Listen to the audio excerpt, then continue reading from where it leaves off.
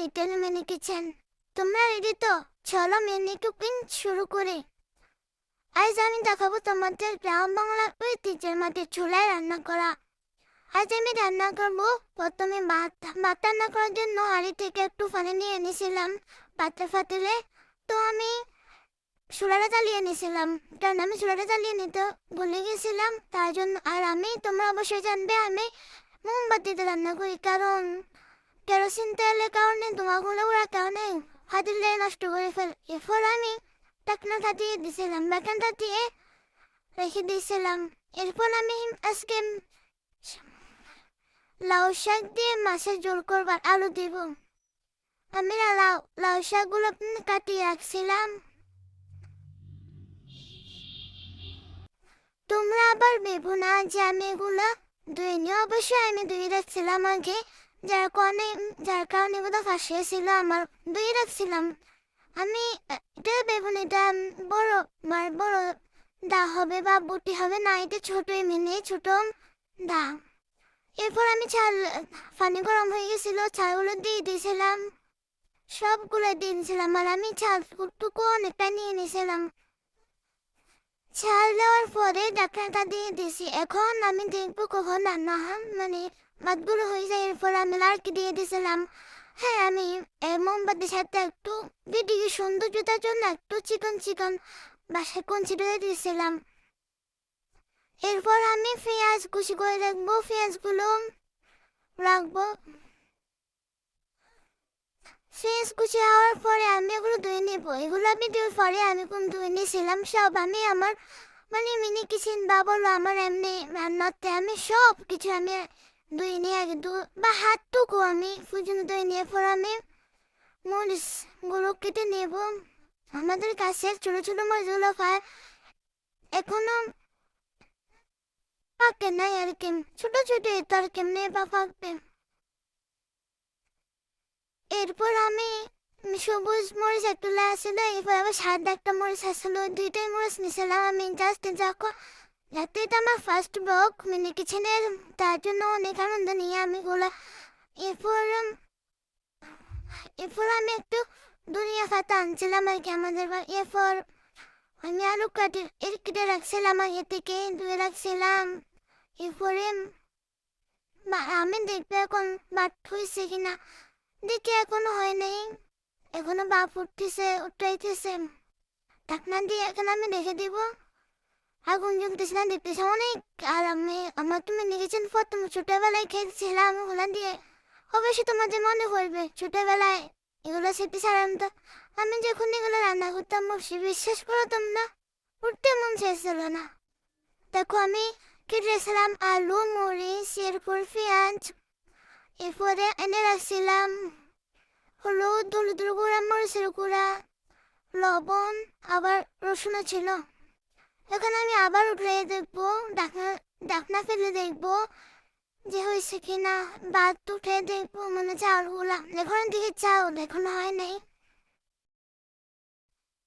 শুনবে তোমরা, আজকে যখন আমার ফার্স্ট ব্লগটা করতে বসছিলাম, আমি এগুলো মন চাইছিল যে উঠতে মন চাইছিল না, মন চাইছে সারাক্ষণ এখানে বসে থাকি। আর আমার এই রান্নাটা করার সময় অনেক ম্যাগ ছিল, ম্যাগের কারণে বাতাস একটু করে আসে, এসে আগুনগুলোকে নিভিয়ে দিচ্ছিল। এখন আমি আবার দেখবো ভাতগুলো হয়েছে কিনা।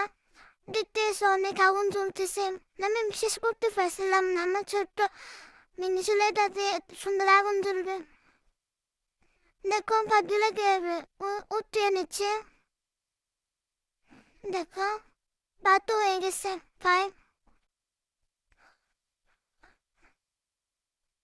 এখন আমি আমার তরকারি রান্না করার জন্য রেসিপিটা শেয়ার করতেছি। দেখো প্রথমে আমি একটু মাছ কেটে নেব। দেখো কয়েক টুকরো মাছ ধরতেছি, মাথা, এরপরে লেঞ্জা। আমি এগুলো ধুয়ে নিচ্ছি, আবার ভেবো না আমি এগুলো ধুই নাই, অবশ্যই ধুইছি আমি কয়েকটু। আর আমি আমার রেসিপিগুলোতে সব রেসিপিগুলো আগে মাছ দিয়ে নিছি। এরপর আমি একটু হলুদের গুঁড়া, একটু আর একটু হলুদের গুঁড়া দেবো, আমার কাছে মনে হলো যে একটু কমে দিয়েছিলাম। এরপর একটু মরিচের গুঁড়া দিব, এরপর একটু লবণ দিয়ে দেব। লবণ সীমিত দিব, একটু বেশি না বা কমও না, এমন ভাবে দেবো যাতে ঠিক মতো হয়েছে কিনা আন্দাজ ভাবে দিয়ে দিও তোমরা। আর এটা আমার অবশ্যই তোমাদের কাছে নতুন দিবা, এটা আমি এমন ভাবে রান্না করি। এরপর একটু রসুন দিয়ে দিছি, আর একটু পেঁয়াজ, একটু মরিচ দিয়ে দিচ্ছি। দেখো তোমরা তোমরা চাইলে আমার রেসিপিটা ট্রাই করতে পারো। এভাবে রান্নাটাও খুব মজাদার। আর আমি এই রান্নাটা এমন করে খাই আর কি। একটু চাউমিন টেনে নিচ্ছি, আর একটু তেল দিয়ে নিচ্ছি। তেলটা সীমিত দিচ্ছি, পরে আমি আবার দিই আর কি। দেখো আমার ভাতটাও হয়ে গেছে। আমি রেসিপিটা তৈরি করতে করতে দেখো ভাতগুলো হয়ে গেছে।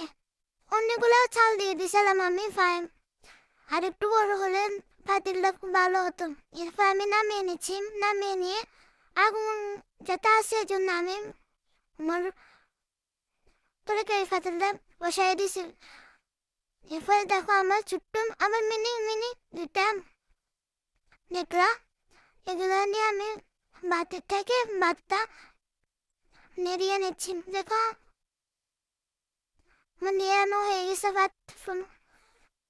এবার তোমার দেখে নাও আমার রান্না কিভাবে আমি রান্না করতেছি। দেখো আমি তরকারি রান্না করতেছি যে এই আমার রান্নাগুলো।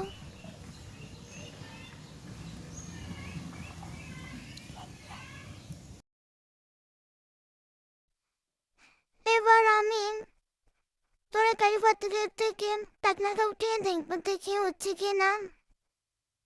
হ্যাঁ হবে, যাতে আমি এখন নতুন একটু একটু তেল সব কিছু ঠিক হয়ে আসবে।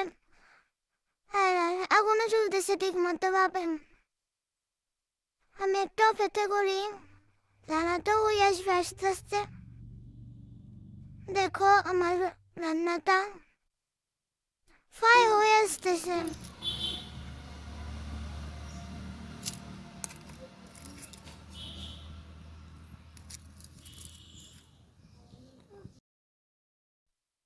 এবার আমি আলুগুলো দিয়ে দিব। দেখো আমি সবটা আলু দিয়ে দিছি।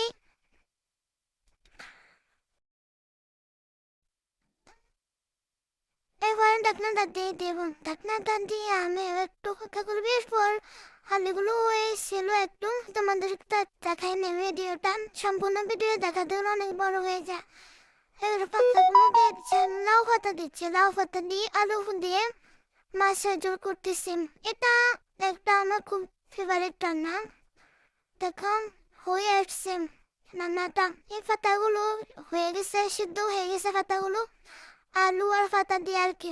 খুব মজা, তোমরা একটু রান্না করে ট্রাই করতে পারো, খুব মজা এই রান্নাটা। আর তোমরা কোন এরপর আমি একটু অনেক দিয়ে নিয়ে দিচ্ছি, কারণটা এখন এগুলা ভালোভাবে সিদ্ধ হয় নাই, জাস্ট একটু হয়েছে। এরপর আরেকটা আমি নেড়ে দিব।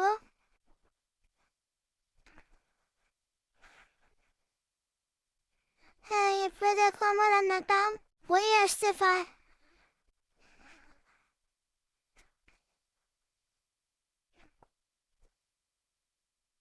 আবার আমি ঢাকনা দিয়ে দেব। দেখো আমার রান্নাটা এখন সম্পূর্ণভাবে হয়ে গেছে। এখন আমি নামিয়ে নিব একটু পর। আর একটু থাকলে ভালো হয় আর কি, যেন একটু রেখে দিচ্ছি। দেখো আমার মাথার মোড়ো, এরপর মাথার মাছের টুকরা হতে আমাদের সবার জন্য এগুলো তোমরা যদি চাও তোমাদের ঘর নিমন্ত্রণ করা হলো, আমার বাড়িতে চলে আসো। এবার আমি রান্নাটা নামিয়ে নেব, কারণ আমার রান্নাটা এখন সম্পূর্ণ শেষ। এবার একটু ফ্রাই নিয়ে নেবো, ফ্রাই প্যানে এখন ডিম ফ্রাই করব। দেখো ফ্রাই প্যানে ঠিক মতো বসতেছিল না, আর চুলাটা মানে একটু নিখুঁত কুতাচ্ছে মনে হয়, তৈরি করার সময় একটু কুচ্ছিল, এই জন্য বসতেছে না। দেখো তেলটুকু নিয়ে দিয়ে দিয়েছিলাম। তেল ফ্রাই প্যানটা গরম ছিল, গরম হয়ে গেছিল এতক্ষণ, এই জন্য তেলগুলো তেলগুলো ফুটতেছিল যখন। এবার আমি ডিমটা দিয়ে দেব। আমি তোমাদের ডিমের রেসিপিটা দেখাতে মনে ছিল না, অবশ্যই টাইমে মুখে বলে দিব তোমাদের পরে একদিন। আমি ডিমটাকে এখন তোমাদের বলে কি একটু পেঁয়াজ আর একটু ধনিয়া পাতা তোমাদের একটু প্রথমে যে দেখালাম ওইটা একটু মরিচ একটু হলুদ একটু লবণ দিয়ে প্রথমে এগুলোকে ভালোভাবে মিহি করে নেব মিহি করে নিয়ে এরপর ডিমটা নিয়ে একটু ফাটিয়ে নিয়ে এরপর আমি চুলাতে দিয়ে দিয়েছিলাম এখন দেখতেছো কারণ আমি হওয়ার আগে একটু উল্টিয়ে নিয়েছিলাম আর আমার চুলাটা যাতে নতুন ছিল আর দেখো আমার চুলাটা পুড়ে যাচ্ছিল ফান তো আমি চামচ দিয়ে ঠিক করে নিয়েছিলাম হয় আমার ডিমটা বাটা হয়ে গেছে এখন তোমাদেরকে আমি দেখাবো আমার সর্বশেষ প্রত্যেকটা রান্নার রেসিপিটা অবশ্যই তোমরা একটু খেয়ে দেখো এখান থেকে কেমন হয়েছে আমার রান্নাটা কারণ আমি সব তরকারি ভাত নিয়ে খেতে বসেছি এ পর্যন্ত আমার ব্লগটা শেষ